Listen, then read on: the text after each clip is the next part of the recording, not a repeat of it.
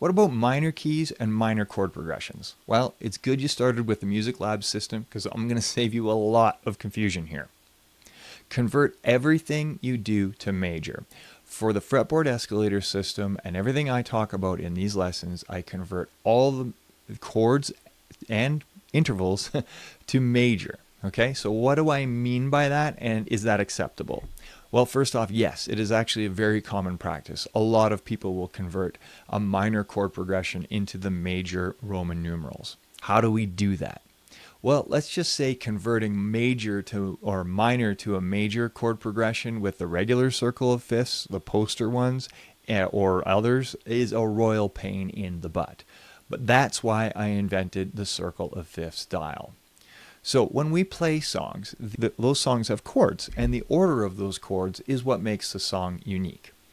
So when we play over, let's say, a chord progression that is in the key of C major, we turn our circle of fifths dial to C major, and someone may say we're going to play a 1, 4, 5 in the key of C. If they don't say major, you assume they mean major. So this is in the key of C major, and in other lessons you'll see that 1, 4, and 5 is C major, F major, and G major. You play those in that order with varying lengths of each, and that gives you a 1, 4, 5 chord progression.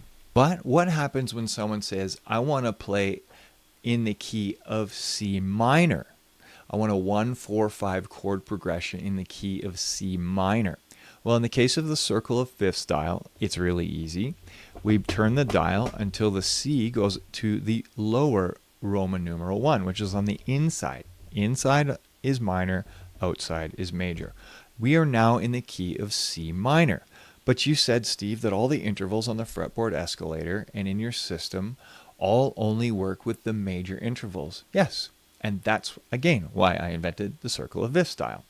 What we do is we convert the minor chord progression into major Roman numerals or Nasville numbering systems. If you didn't watch my other video, I talked about Nasville numbering systems. And if you don't remember me saying it, it's because you didn't watch it all. Watch it all. So we have a 1, 4, 5 chord progression requested of us in the key of C minor. So 1, 4, and 5 are here, but they're in the minor side. And they're not going to line up with the major intervals. Well, it's super easy. You just look across to the major side and it converts it for you. So a 1, 4, 5 is actually a 6, 2, 3 in the major chord progression. So we just play a 6, a 2, and then a 3 chord.